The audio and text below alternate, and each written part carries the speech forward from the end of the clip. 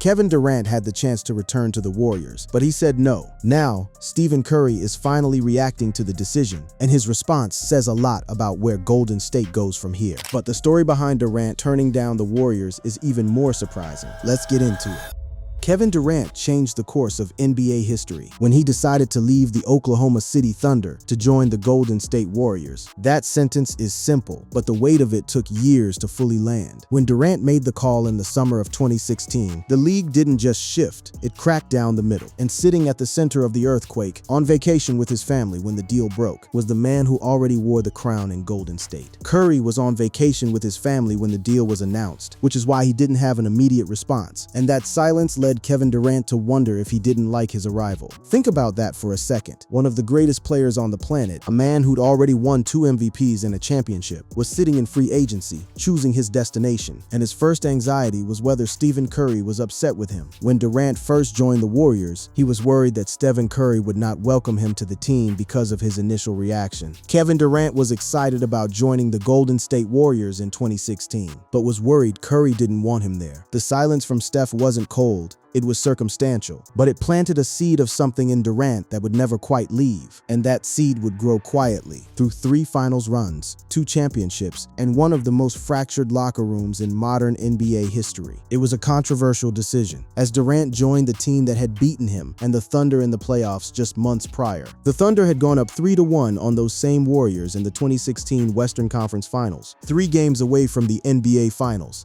The lead collapsed. Golden State came back, and Durant watched Curry hoist the trophy. Then weeks later, Durant signed with them. The internet treated it like a betrayal of competitive spirit. They called it the easy road. They questioned his legacy before he'd even put on the jersey. From the second he landed in the Bay, Kevin Durant was on trial.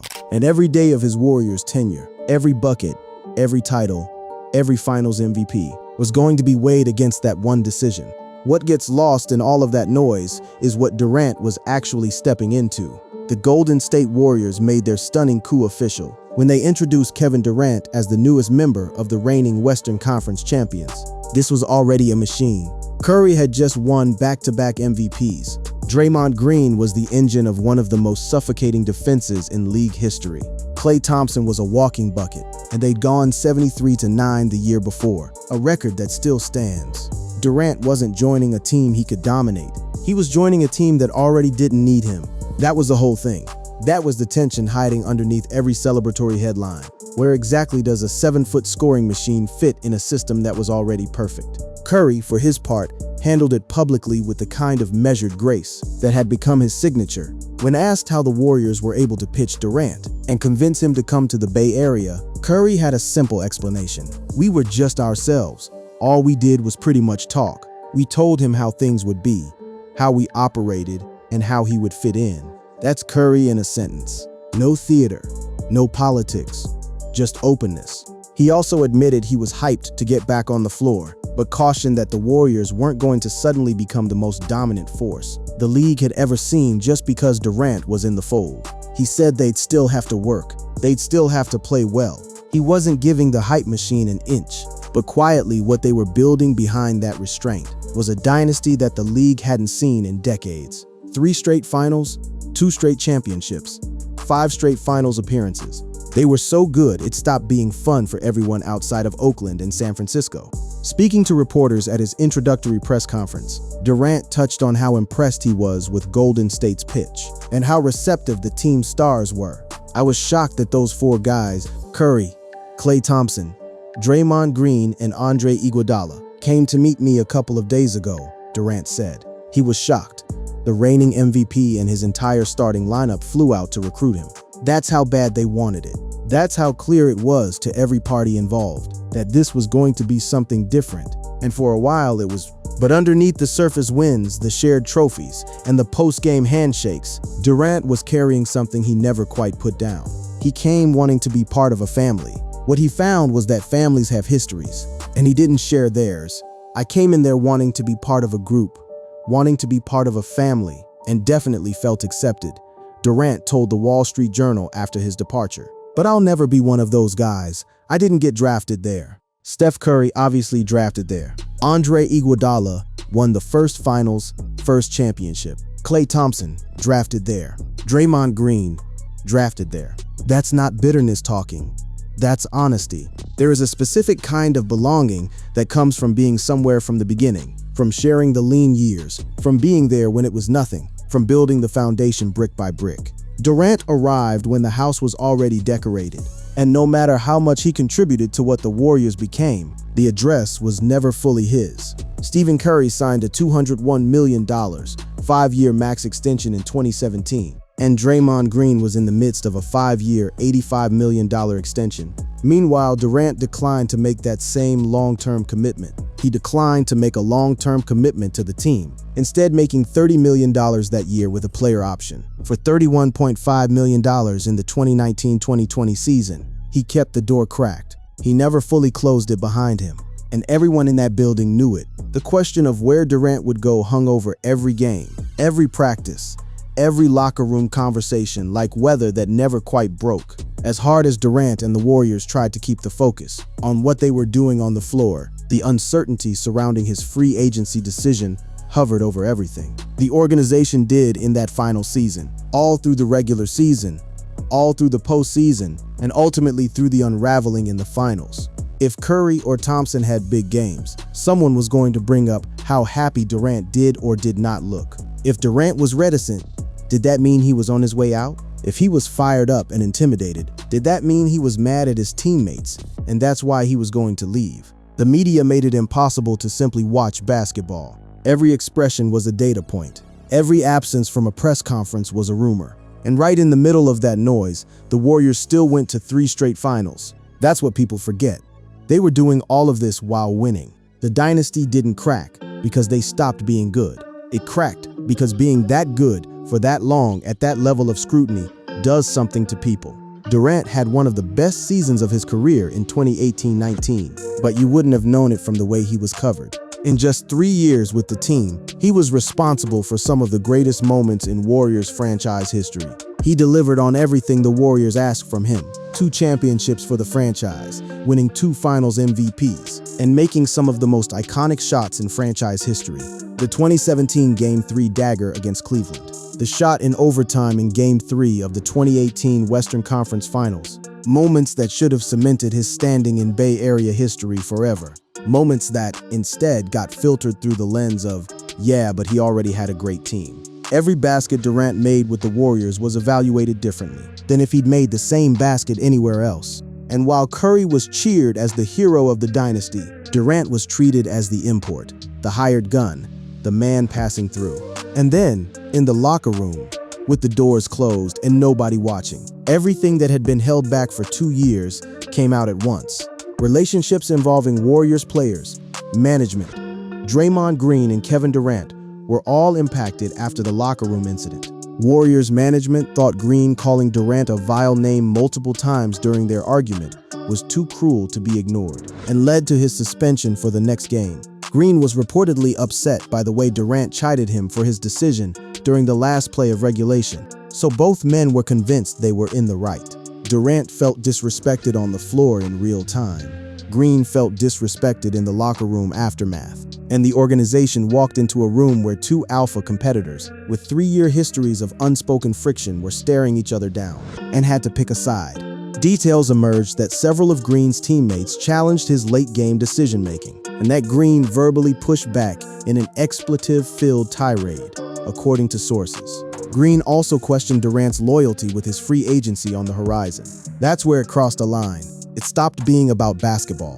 Green didn't just push back, he weaponized the thing Durant was most sensitive about: the free agency question, the loyalty question, the "are you really one of us" question. Everything Durant had been carrying since the day he signed, thrown back at him in a room full of his teammates.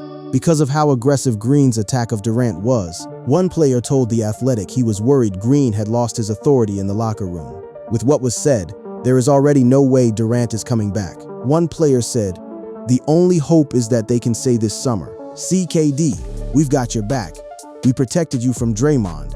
That anonymous quote from inside the locker room tells you everything. His own teammate, in the moment, said it was done. Not after the season, not after the finals. Right then, after one night, the damage was that immediate and that clear to the people who were inside the building. The organization moved fast. Draymond Green was suspended for 1 game without pay, a decision that was intended to send a message that such behavior would not be tolerated. But suspending Green didn't fix it. It might have made it worse.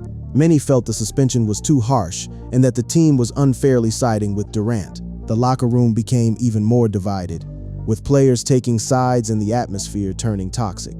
The Warriors, who had been the model of team unity and camaraderie, suddenly found themselves fractured and vulnerable. 1 game, 1 turnover, 1 argument, and the thing they'd spent 6 years building had a crack in it that no championship ring was going to fill in.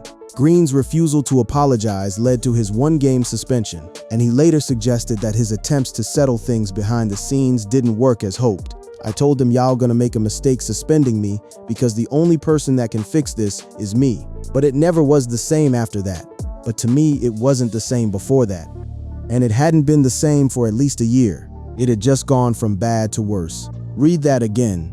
Green is saying it wasn't the argument that broke the relationship. The relationship was already broken. The argument was just the moment when what was broken stopped being a secret. And years later, Kevin Durant, sitting across from Draymond Green on camera, would say something that echoed that exact point. During the first episode of Green's series Chips, Green asked Durant how much that argument played a part in his decision to leave the Warriors. "It wasn't the argument," Durant told Green. "It was the way that everybody, Steve Kerr, acted like it didn't happen. Bob Myers tried to just discipline you and think that would put the mask over everything. The argument was survivable. The institutional cover-up of the argument was not." What Durant wanted wasn't a suspension. He wanted the team to sit in the discomfort of what had happened, to acknowledge the fractures, to be the Scottie Pippen moment in the locker room. He wanted someone to say, "This was messed up, and we're not moving past it until we've actually dealt with it." That never happened.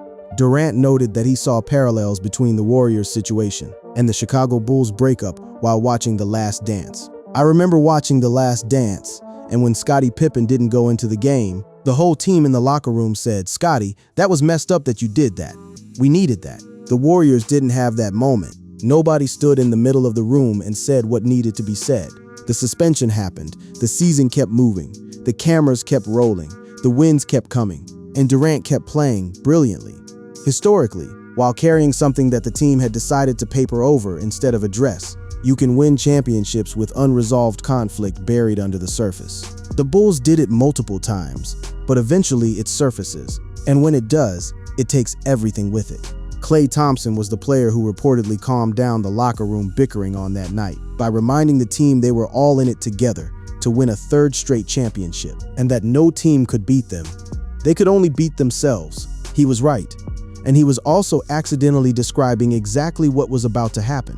Not a team from the outside beating them, the team beating itself, from the inside, slowly then all at once. The rest of that 2018-19 season was played under a fog. The constant speculation and problematic coverage of Kevin Durant made it near impossible to enjoy his play, even if one accepted it was going to be his final season with the Warriors. Every game, every interview, every lineup change, everything got filtered through the "is he leaving" lens. And while Durant kept putting up numbers, he was even having the best postseason of his career in 2019, before he was felled with multiple injuries. The organizational question mark over his head made it impossible for the basketball to breathe.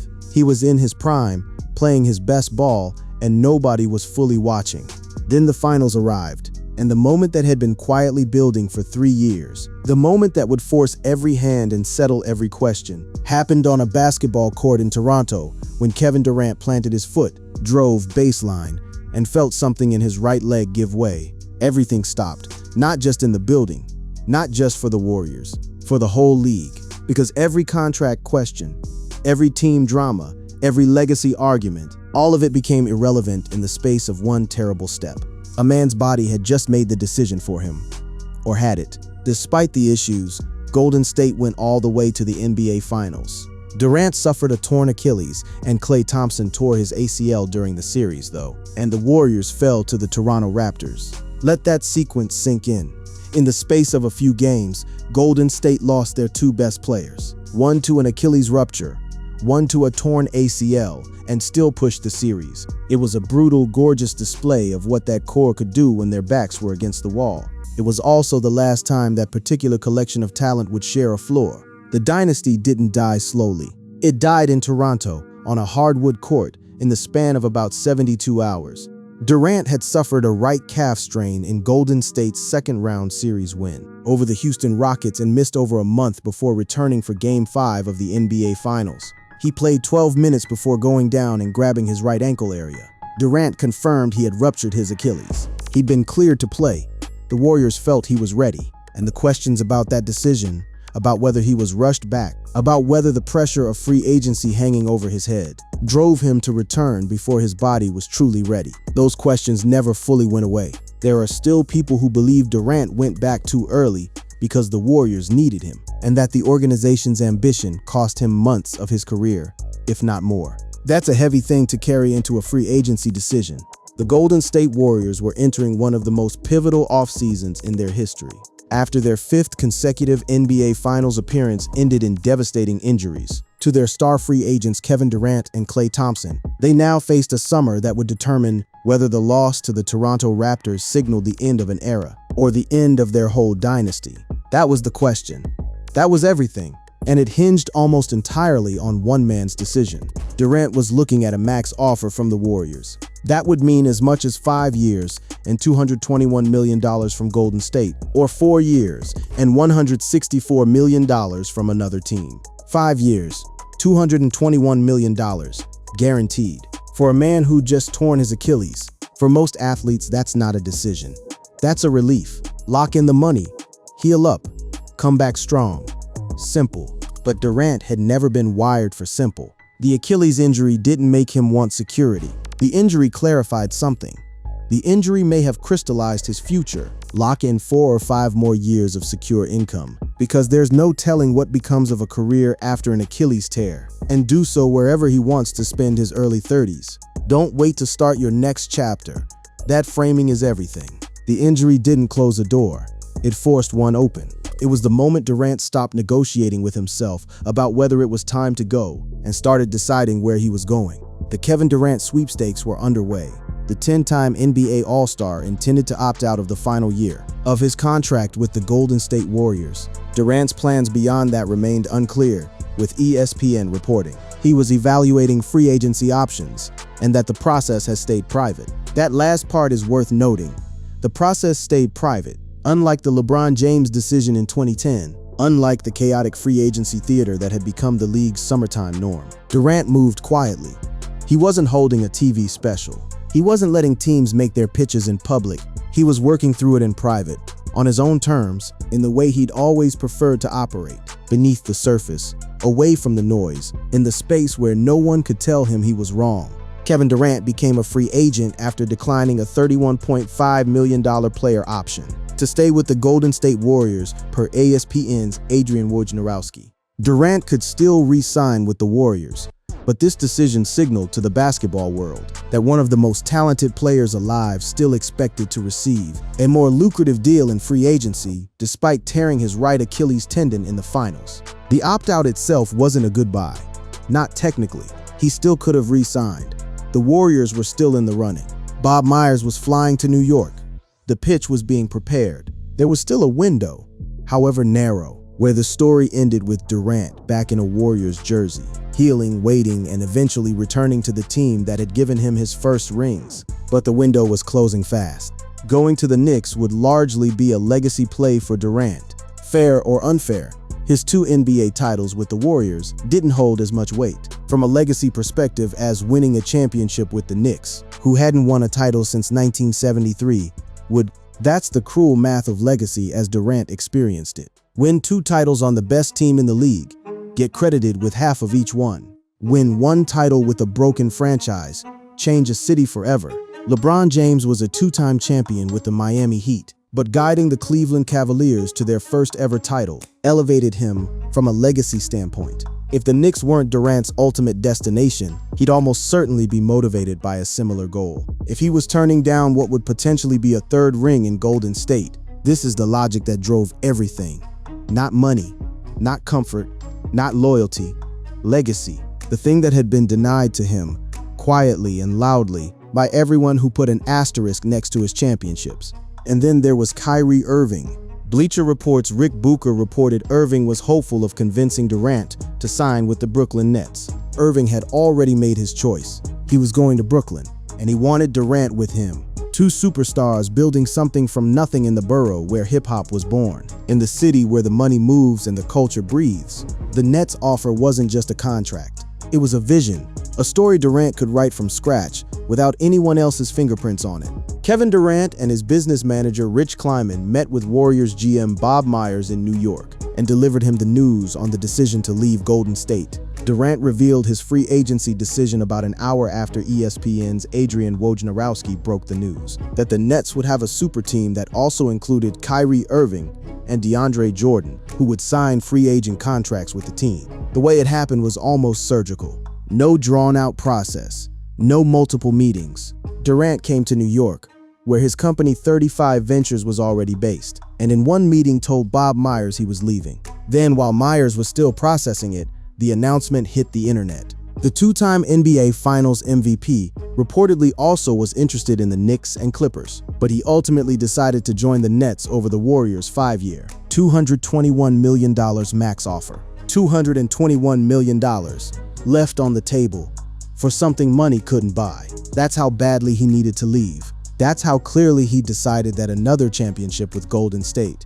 even if it came, even if he healed up and they won another 3 in a row, still wasn't going to give him what he actually wanted. The Warriors could offer him rings. They couldn't offer him ownership. They couldn't offer him a story that was fully, unambiguously his. Durant confirmed on the Instagram page for his ESPN show, The Boardroom, that he'd sign a max contract with the Brooklyn Nets and not return to the Warriors next season. He even used a track from legendary Brooklyn rapper The Notorious B.I.G. to make the announcement. That detail matters. He didn't post a letter. He didn't call a press conference. He soundtracked his departure with Biggie, Brooklyn's most famous voice, announcing his arrival in Brooklyn's language. It was a message about identity. He wasn't just picking a team, he was picking a home. And in doing so, he was quietly saying that Golden State, for all the wins, all the trophies, all the late nights in the gym, had never quite become that.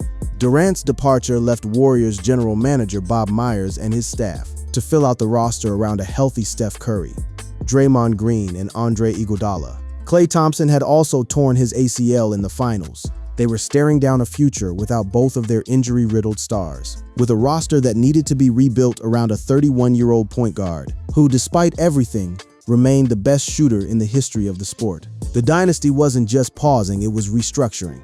And the man who'd been there since the beginning, since the first day, through the bad years, through the MVP seasons, through the 5 finals runs, was about to find out what the Warriors looked like when it was just him again. Warriors owner Joe Lacob made a statement. Today, as he starts a new chapter in his incredible career, we thank KD for all of his contributions, for being an integral part to one of the most prolific runs in NBA history, and wish him well as he continues his Hall of Fame journey. As long as I am co-chairman of this team, no player will ever wear number 35 for the Warriors again. That last line, no player will ever wear number 35 for the Warriors again. That's as close to a forever tribute as a franchise makes. Lacob, for all the organizational drama, understood what Durant had given them. 3 straight finals, 2 titles, a permanent place in the history of what great basketball looks like. The number would stay in the rafters. The man was heading to Brooklyn. Curry kept his composure in public. He'd previously stated he was proud of what the Warriors were able to accomplish. 2 titles in 3 years during Durant's time with the team. The 3 years that we had were special, Curry said. With KD, we had 3 straight finals appearances. We won 2 of them, and we accomplished a lot as a group. That's the public version, grateful, measured, forward-looking. But underneath the grace, there had to be something else. Because while the organization was issuing tribute statements and Curry was thanking Durant in press conferences, Durant was talking to the Wall Street Journal, and what he said there would force a different kind of response. In an interview with the Wall Street Journal, Durant stated that he never felt like he fully fit in with the Warriors, and that he had some issues with the team's motion-heavy offense under head coach Steve Kerr. This came weeks after he left. The ink was barely dry on the Brooklyn contract, and here was Durant, publicly airing what had been unsaid for 3 years. Not that he hated his teammates, not that he was disrespected, though that was implied, but that the place never felt like home. The offense wasn't built for him. The identity of the team wasn't his. He was a visitor in a house that already belonged to other people. Durant believed the system was limited and that there would come a time in the playoffs where he needed to go into his own bag to get his shot because the opposition had figured out how to slow down Kerr's offense. Curry heard all of it, and this time he wasn't silent. Curry responded to Durant's comments in an interview with ESPN's Rachel Nichols. I mean, that's tough. There's so many narratives that go on, especially when you're at the top of the league. Then came the part that landed differently than anything he'd said publicly about the whole situation. "Well, I don't care what plays we ran," Curry told ESPN's Rachel Nichols on The Jump. "We won 2 championships." That's Curry firing back. Quietly, cleanly, without naming names, just pointing at the scoreboard. 2 championships. Whatever you felt, whatever narrative you carry, the scoreboard says 2 championships. That speaks for itself. Curry also said something else that got less attention but cut even deeper. The beauty of free agency is everybody has a decision. Everybody has a choice. And you want to find your happiness wherever that is. Being in the NBA, everybody has that decision at some point, especially guys that deserve it like KD. That's magnanimous. That's the version of Curry the public got. But there was one more thing he said in that interview that told you everything about how he actually felt about Durant's not fitting in comments. Curry said, "At the end of the day, we had a lot of talent, and there was an expectation of us figuring out how to balance all that. And we talked a lot about it throughout the 3-year run. It wasn't always perfect, but I think in terms of, the results and what we were able to do on the floor, that kind of speaks for itself. It wasn't always perfect." That's the most honest Curry ever got about that era. Not celebratory, not bitter, just honest. It wasn't always perfect. There were conversations, there were adjustments. Nobody was entirely comfortable all the time, but they figured it out on the floor, and the floor is where it counted. Durant wanted the private stuff to be acknowledged. Curry was pointing at the public record. 2 different men, 2 different ways of measuring what a team is.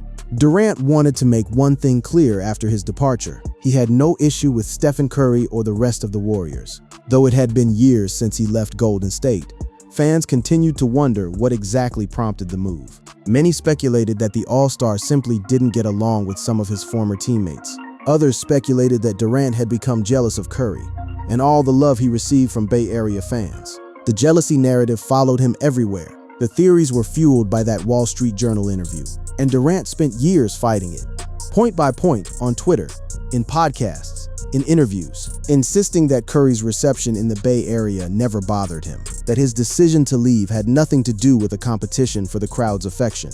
Durant fired back at fans who were convinced he left the Warriors because he resented Curry. The athlete insisted there was no truth to the jealousy rumors and challenged fans to provide any evidence that supports the theory. "I know you some huge Steph fans, but it's starting to feel like y'all are the ones who are insecure and projecting on me," he said. It's a frustration you can hear even in text. Here is a man who won 2 championships, who was Finals MVP both times, still having to explain that he wasn't jealous of his point guard, still having to defend the emotional logic of a decision he made years ago, because the internet decided a narrative and refused to let go of it. One fan called out his decision to join the Warriors in 2016 and accused him of leaving Steph Curry for Brooklyn to build his own legacy. "I just don't look at my career from your perspective," Durant responded. Maybe he was right. Maybe I do have athlete delusion because I think my career is legendary. That's Durant in a nutshell. Defiant but self-aware. He knows exactly what people say about him. He's read every tweet. He's engaged with the most obscure corners of NBA Twitter at midnight. And he's arrived at a place where he genuinely believes in what his career represents, even if the wider audience grades it differently, with contrasting team arcs from Durant's decision remaining a topic of discussion among fans and analysts alike. His Golden State tenure remained in the spotlight, particularly how Curry's superstardom affected the overall perception of Durant and his impact. The story doesn't end in 2019 with Durant heading to Brooklyn. It doesn't end at the Nets. It doesn't even end at the Suns. Because 6 years after that announcement on the Boardroom's Instagram, 6 years after the Biggie soundtrack and the Brooklyn banner and the fresh start, Durant's phone rang. And the voice on the other end was the one he'd worried about. In the summer of 2016, when his arrival was first announced, and the silence stretched too long. Stephen Curry was calling, and he wasn't calling to say goodbye this time. In the summer of 2019, Kevin Durant and Kyrie Irving made headlines by signing with the Brooklyn Nets.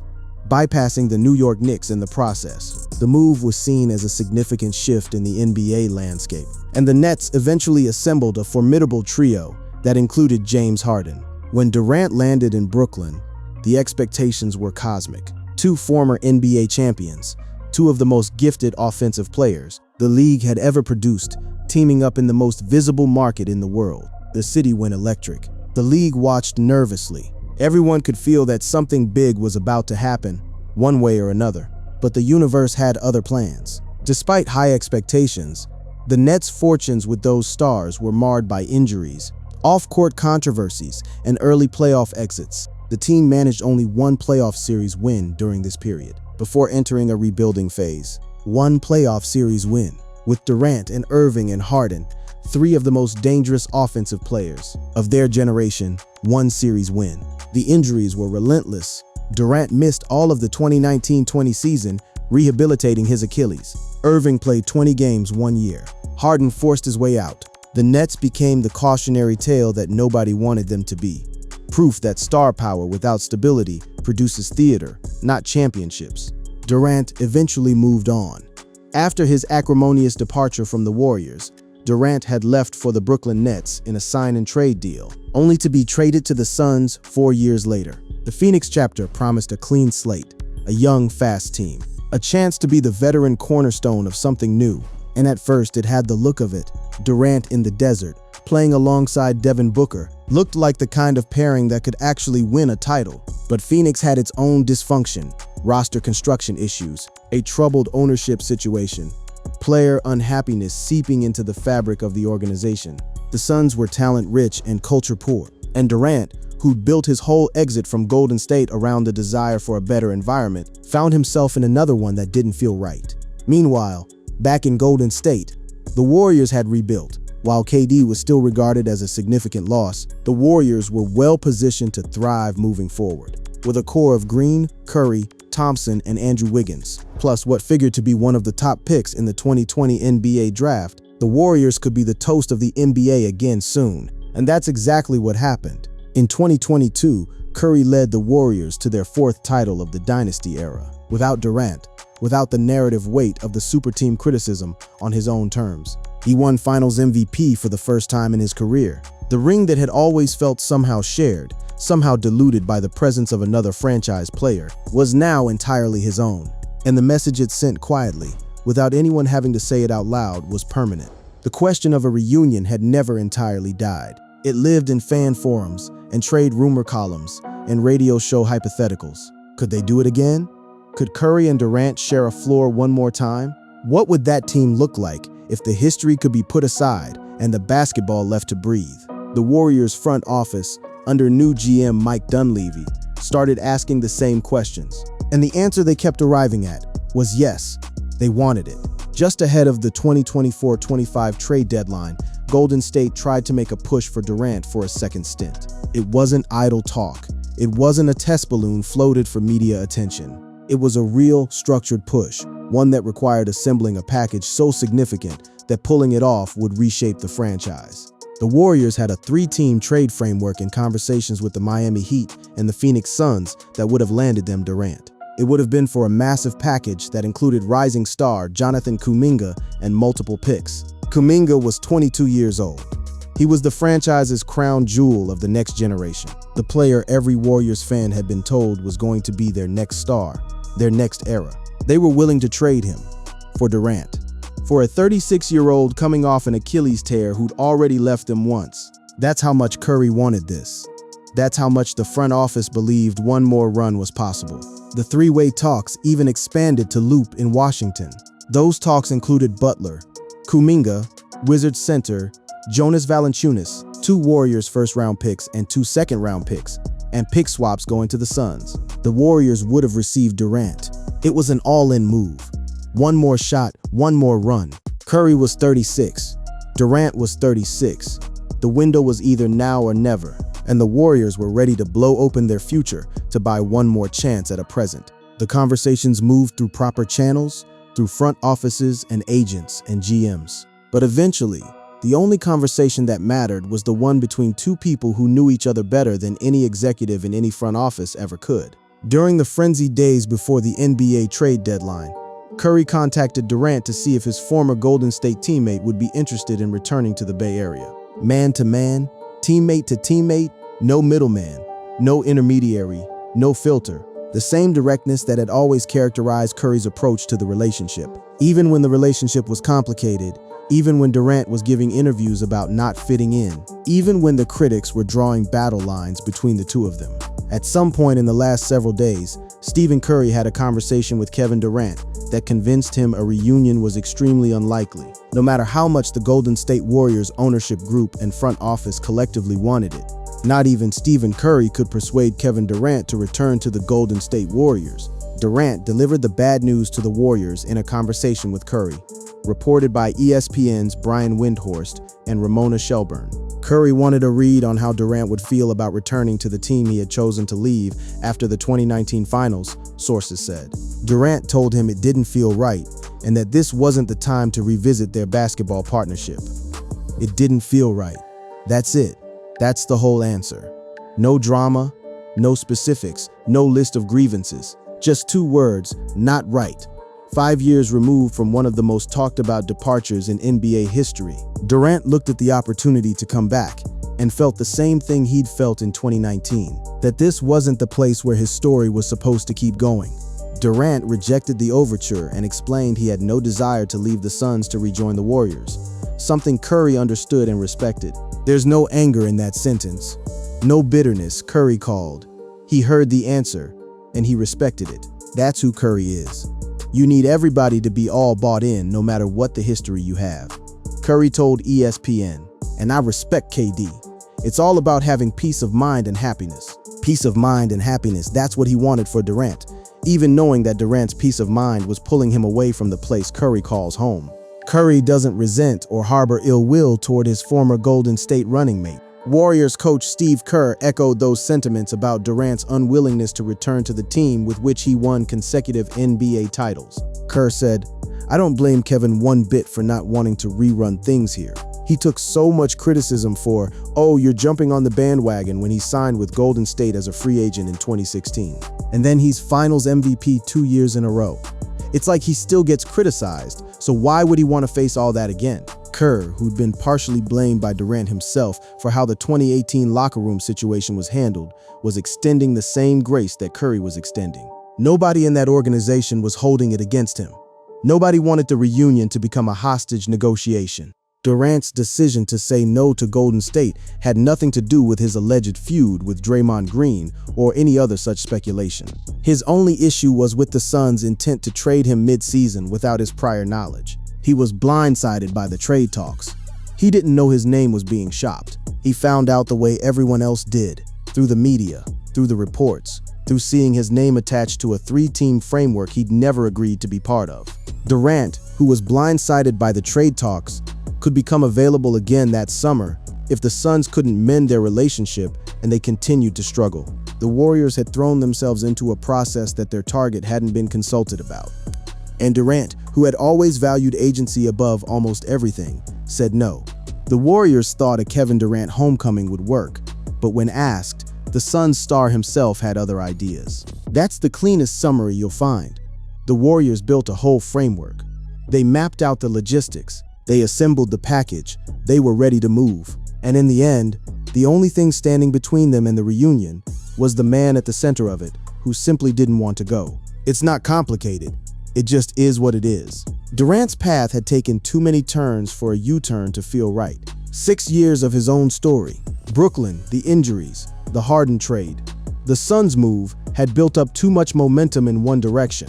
Draymond Green, for his part, was ready to welcome Durant back. He win? I win? That's the fit. Winners win, Green said. He's a winner. Perennial all-star, tough as nails. Just get the job done however it needs to be done. Green, the man who'd had the most notorious argument of Durant's Warriors career, the man who'd been blamed and suspended and relitigated in public conversation for years, was standing there with open arms. The feud that the media had turned into a dynasty-ending morality play was apparently over from Green's side. He wanted the reunion. He was making the sales pitch in interviews, but the phone call between Curry and Durant had already happened. The answer was already no. The Warriors didn't fold after the Durant call. They pivoted. While the Warriors had failed to get Durant back, Jimmy Butler was not a bad fallback option. Bringing Jimmy in like he's here for a reason to help try to get us to the next level, Curry told reporters, as Butler got a fresh start with the Warriors, who gave him what he wanted, a 2-year, $112 million extension. He acknowledged that this was and would always be Curry's team. "We good," Butler told reporters at his introductory press conference when asked about his fit with Curry. "Pass the ball to Steph and get out of the way. Easy." If Durant's decision was a quiet door closing, Butler's arrival was a different one opening. The franchise moved forward, but the Durant story, the full weight of it, from the 2016 recruiting trip to the 2019 opt-out to the 2025 phone call, didn't close with a trade. It closed with something quieter. A conversation between two men who'd shared something significant, had navigated the complicated aftermath of it, and arrived at mutual respect on the other side. Curry wanted Durant back. Durant said no. Curry understood. And somehow that exchange played out in phone calls and press conferences and measured public statements, managed to be more honest than almost anything else in the entire saga. Because what it said simply was, it's okay. We had what we had. That's enough. There is a specific kind of loneliness that comes with being the most criticized champion in the history of a sport. Kevin Durant won 2 NBA Finals MVP awards. He averaged 35.2 points per game in the 2017 Finals, a number that stands as one of the most dominant postseason performances ever recorded.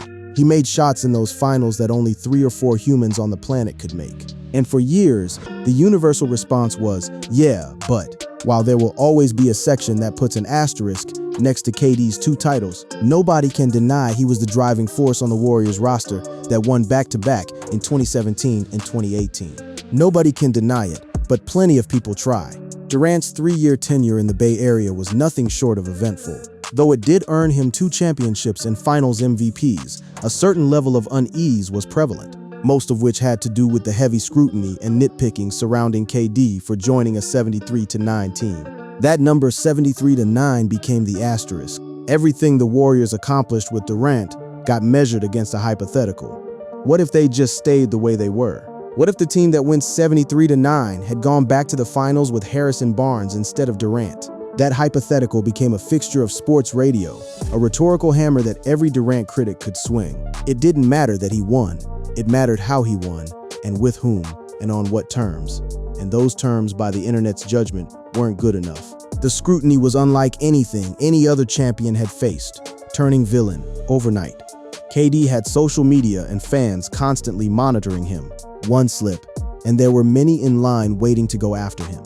Every post, every retweet was analyzed for subtext. He became the most watched man in NBA social media, not because of his basketball, which remained at the highest possible level, but because of the narrative that had been built around him, the narrative of the man who took the easy road, the man who chose winning over competing, the man who joined a dynasty instead of building one. And the thing is, that narrative wasn't entirely invented. Durant made a choice that was historically unusual. Players don't typically join the team that just eliminated them. Players don't voluntarily surrender the competitive narrative in exchange for guaranteed rings. What Durant did was genuinely unprecedented in its brazenness, and it was inevitable that it would generate an unprecedented reaction.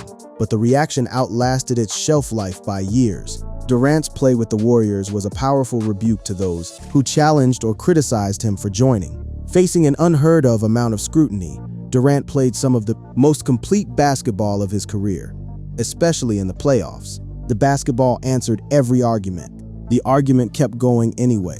What gets lost in the legacy conversation is what the Warriors era actually produced for Durant as a basketball player. What followed was a massively successful stint as Durant and the Warriors dominated the NBA. Durant took the Warriors to 3 NBA Finals and won 2 NBA championships and 2 Finals MVPs. By any measurable standard, it was a peak run, historically significant, individually dominant, collectively successful. The problem wasn't the output.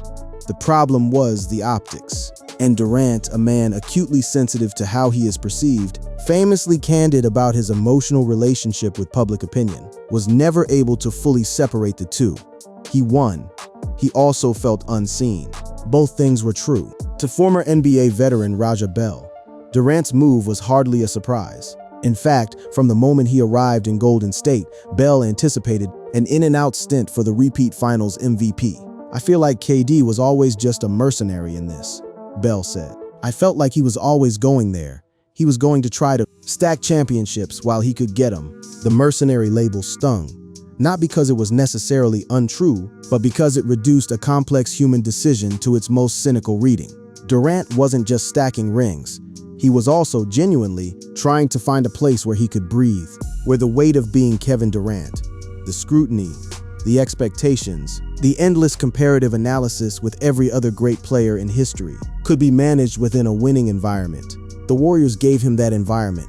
Partially, they gave him wins. They gave him chemistry. They gave him a brilliant coaching staff, an emotion offense that, for all his public reservations about it, created open looks that even he benefited from. Curry also responded to Durant's criticism of the Warriors' motion offense, citing the 2 titles that the team won with Durant as proof that it is effective. And Curry was right. The offense worked. They won. The results were there. But Durant was also right about something else, that in the moments where the offense stalled in the playoffs, in the moments where the opponent had scouted Golden State's sets and shut down the ball movement, he was the one who could create a shot from nothing. His individual brilliance was both celebrated and suppressed by the system. He was simultaneously the most important player, and a player who didn't fully own the team's identity. Curry had his own assessment. "We all want to play iso ball at the end of the day in some way, shape, or form. But I'd rather have some championships too." That line, "I'd rather have some championships too," that's Curry drawing a line without drawing a line. He's not attacking Durant. He's defending a philosophy. He's saying we have titles to show for the way we played. And if there's a tension between individual expression and team success, he's on record about which side he comes down on. Durant came down on the other side, not publicly, not immediately, but in the quiet accumulation of 3 years of feeling like a visitor in someone else's house. The identity question runs deeper than basketball philosophy. Curry's sometimes shaky status in Golden State should at least partially be attributed to how Warriors general manager Bob Myers handled comments regarding Durant and Curry's leadership and long-term prospects in the franchise. The organizational handling of the Durant-Curry dynamic was never clean. There were moments when Myers or Kerr would speak in ways that implied Curry was the foundational figure, which was true, but which also had the effect of reminding Durant that he was the addition, the supporting story, the marquee guest star in someone else's production. Those moments added up. They added up the way small resentments always do, invisibly, until the weight of them becomes impossible to carry. Durant spoke about it later on. ESPN, "I felt like a lot of stuff in Golden State had reared its head. I felt like it was going to be the end no matter what, especially for that group. Sean Livingston was retiring. Andre Iguodala was getting older. Our contracts were going to start putting the team in a hole to get other players.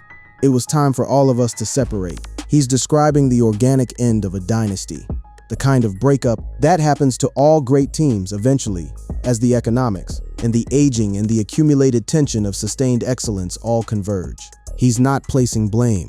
He's describing physics. When you hold something together for that long, under that much pressure, eventually, it finds its natural breaking point. The conversation about identity and belonging extended beyond the locker room, into the very public question of whose team the Warriors were. It was never in dispute, at least not officially. Curry was the franchise. He'd been drafted there, he'd built the culture there, he'd won without Durant. He'd signed the long-term max, while Durant stayed on short-term deals. But Durant was the better individual player in the common estimation of the basketball public, and that created a strange double tension, where Durant was simultaneously the franchise's biggest star and its most qualified outsider. Some speculated that Durant had become jealous of the Warriors star Curry and all the love he received from Bay Area fans.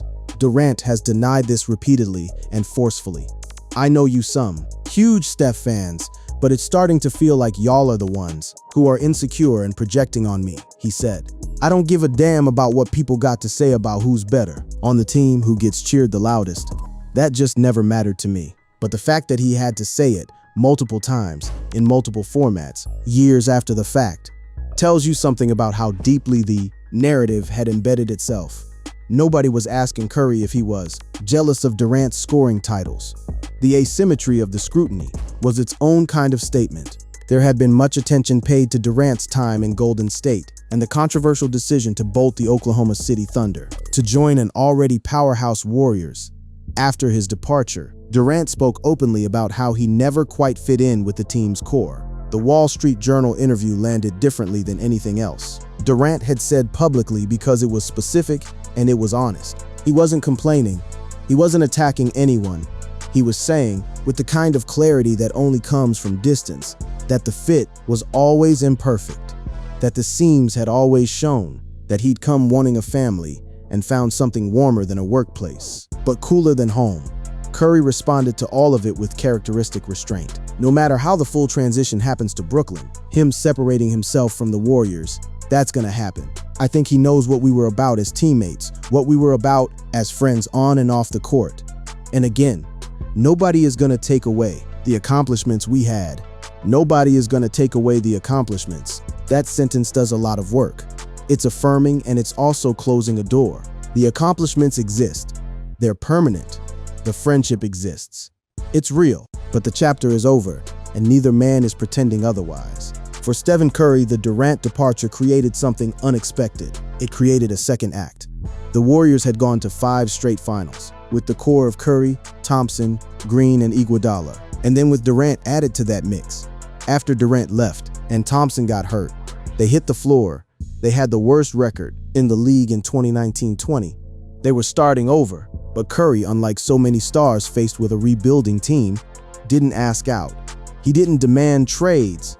He didn't go to the front office with an ultimatum. He showed up. He played, he waited. And in 2022, with Thompson healthy and Green still there, and a young core built around him, Curry finally won a title that had his fingerprints all over it. Fair or unfair, Durant's 2 NBA titles with the Warriors didn't hold as much weight from a legacy perspective as winning a championship elsewhere might have. The cruel irony of that assessment is that it may be equally true of Curry in reverse.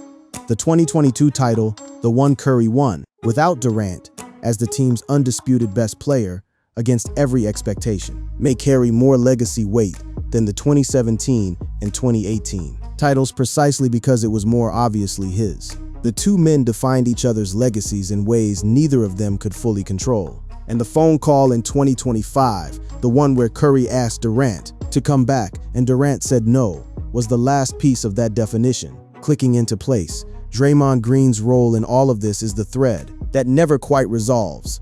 Both Durant and Green blamed Golden State Warriors, coach Steve Kerr and team president, general manager Bob Myers, for mishandling. The fallout from the players' argument that ultimately contributed to Durant leaving the team.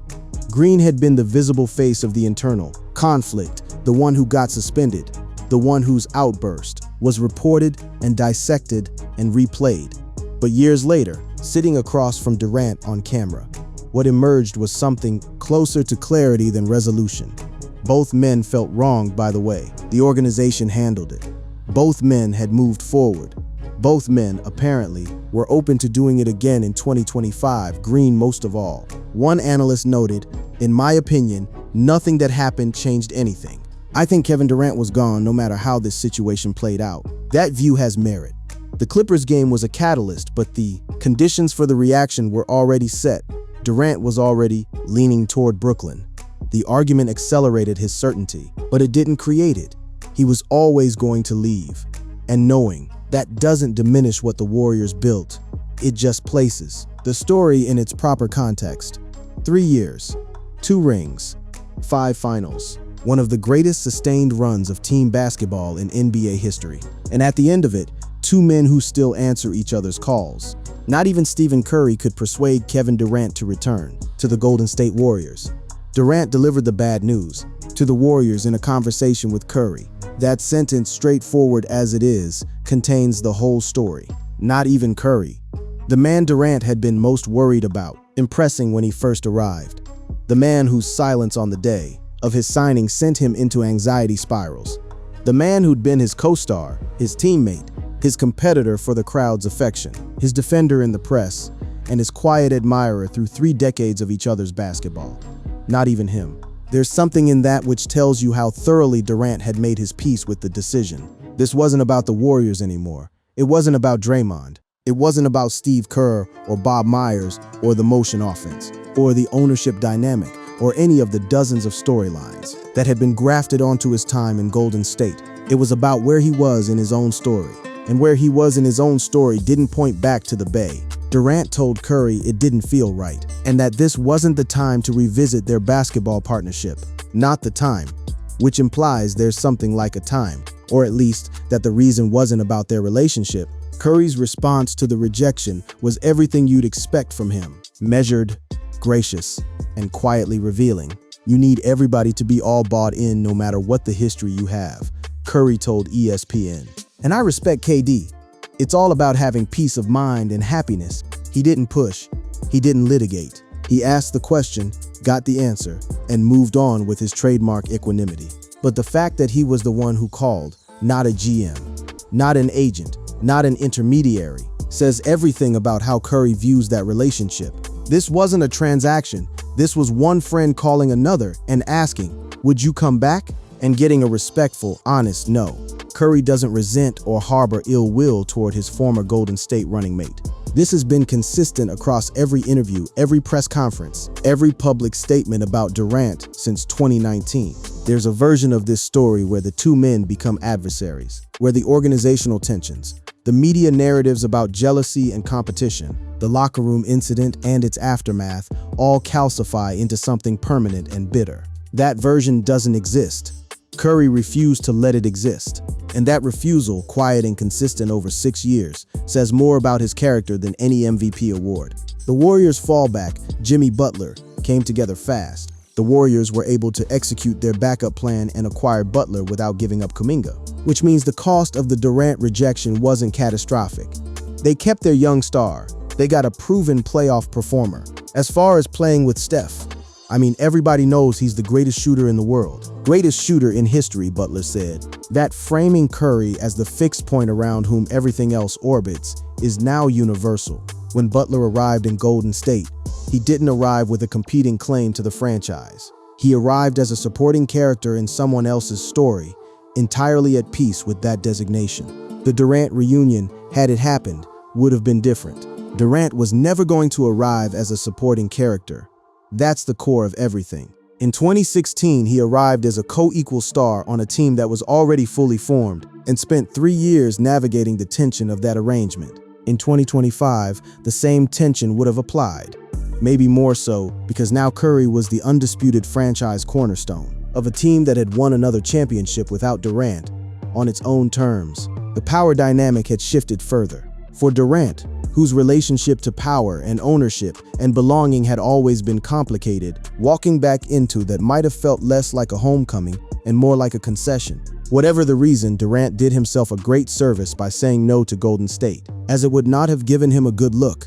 That's one reading of it. The charitable reading is that Durant's self-knowledge, his understanding of what he needs from a basketball environment, and what Golden State would and wouldn't be able to provide, held up under pressure. He'd already done the Warriors. He'd already won there. Going back wouldn't produce a new story. It would just be a sequel. And sequels, in the history of NBA superteam experiments, don't tend to end as well as the originals. Curry, for his part, had long since stopped needing the sequel. He had his championship. He had his finals MVP. He had the undisputed standing as the best player in the history of the Warriors franchise, a franchise that now included multiple titles across 2 distinct eras. He said he wanted to focus on what was accomplished and be extremely proud of the run they had. That's not the language of a man who feels incomplete. That's the language of a man who's found his footing, who's made peace with the complicated, beautiful, imperfect thing that his partnership with Durant actually was. Kevin Durant tipped off 2019 NBA free agency by saying farewell to a dynasty in the Golden State Warriors and saying hello to the Brooklyn Nets, ending previous speculation he might take more money to ride it out in the Bay Area. And years later, the tipping off of a different kind of free agency, the soul's free agency, the freedom to say no to a lucrative opportunity. That doesn't feel right. Produced essentially the same result. Durant said goodbye again, not with Biggie on the Instagram soundtrack this time, with a phone call to Curry, quiet, private, respectful, the way it should have been all along. The 2025 Warriors will be remembered differently than the 2017 Warriors. The 2025 Warriors have Butler, not Durant. They have a different pace, a different identity, a different path to wherever they're going next. And Curry, who's been the fixed point through all of it, from the lean years before the dynasty to the dynastic peak, to the Clay and Durant injuries to the rebuilding, to the 2022 title to now, is still standing at the top of the key. Still the most dangerous shooter on any given floor on any given night. Still the reason every other team has to adjust its defense and its strategy and its lineup construction just to try to slow him down. It had been 20 months since Kevin Durant last played in the Bay Area, but his final season as a Warrior and the time off because of injury had left an eyebrow-raising trail of remarks. That sentence was written in 2021. 6 years later, the trail of remarks had only gotten longer, more examined, more nuanced, and somehow more resolved. Durant talking to Draymond Green on camera. Curry telling reporters he respects the decision. Kerr saying he doesn't blame Durant for not wanting to come back. The organization that Durant, by his own account, handled the locker room situation poorly. All of them, in the end, extended something that looked like grace. One observer noted, "I realize now that I underestimated Durant's desire to find something new, and how the proverbial well had been poisoned by the national media, preventing that Durant-Curry partnership from properly blossoming. The national media doing what the national media does, turning a basketball partnership into a morality play, assigning heroes and villains, reducing complexity to a tweet-sized verdict. Curry was the loyal one. Durant was the one who left. Curry was the homegrown star. Durant was the import who came and went. Those narratives aren't false exactly. They're just incomplete. And they obscure the thing that's harder to quantify. Two extraordinary players who found each other at the peak of their powers, built something historically rare, and then had to figure out how to be in each other's orbits when the building was over." Durant has said, "I just don't look at my career from your perspective." Maybe he was right. May I do have athlete delusion, because I think my career is legendary. That answer says everything about where Durant has landed. He stopped arguing with the narrative. He stopped trying to correct the record. He looks at his own career from the inside, from the lived experience of it, and what he sees is something legendary. 2 scoring titles, 14 All-Star selections, 2 Finals MVPs, an Olympic gold medal. A career built across multiple chapters, multiple franchises, multiple attempts at finding the environment that matches his needs. It's a messy legacy. It's also a compelling one. And Curry, across the bay of public perception, has his own clear view. I'm really proud of what we accomplished. The beauty of free agency is everybody has a decision, everybody has a choice, and you want to find your happiness wherever that is. Being in the NBA, everybody has that decision at some point, especially guys that deserve it like KD. The beauty of free agency. That's a generous framing for the decision that ended the most dominant basketball dynasty of the modern era. It's also the most honest framing. Durant had the right to choose. He chose. And Curry, who's always been the most secure person in every room he's ever entered, never needed Durant to choose Golden State in order to feel good about his own story. The Golden State Warriors had entered one of the most pivotal off-seasons in their history, following their 5th consecutive NBA Finals appearance. The loss to the Toronto Raptors raised the question of whether it signaled the end of an era or the end of their whole dynasty. The answer, it turned out, was both. The end of an era, the Durant era, which was immediately followed by a painful reset, and then against all expectation, another title. The dynasty didn't end. It changed shape, and the 2025 version of it, Curry calling Durant, Durant saying no, Butler arriving, the franchise pivoting and pressing forward, is just the latest proof that the Warriors are built around something more durable than any one partnership. When Curry picked up the phone to call Durant before the trade deadline, he wasn't desperate. He wasn't begging. He was reaching out to someone he genuinely wanted to share a floor with one more time. Because the basketball of it, setting aside all the history and complexity and noise, is genuinely compelling. 2 of the greatest players of their generation, in the twilight of their careers. One more run at something. It would have been something to watch. Curry wanted a read on how Durant would feel about returning to the team he had chosen to leave after the 2019 Finals. He got his answer. He respected it. He moved on. That's the whole story. Many speculated that Durant simply didn't get along with some of his former teammates, pointing to the highly publicized confrontation with Draymond Green. But time has shown that the confrontation wasn't the point. The point was belonging. The point was the distinction between winning somewhere and being of somewhere. Durant won at Golden State.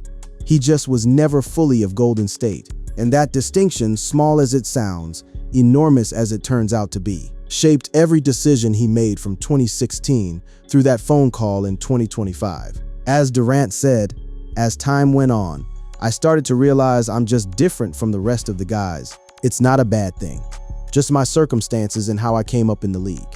Different, not estranged, not bitter, not jealous, not broken, just different.